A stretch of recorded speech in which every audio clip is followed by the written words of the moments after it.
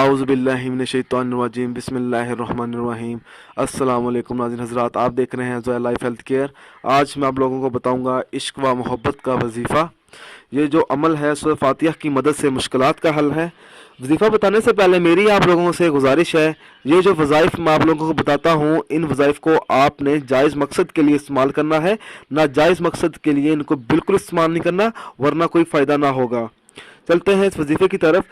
जो शख्स चाहता है कि दूसरा अपने दिल में इसके लिए मोहब्बत पैदा करे, तो उसको चाहिए कि वो 41 मरतबा सूरह फातिहा पढ़े, अव्वल व आखिर 11-11 मरतबा दूध पाक पढ़े और किसी मीठी चीज़ पर दम करके उस शख्स को खिला दे।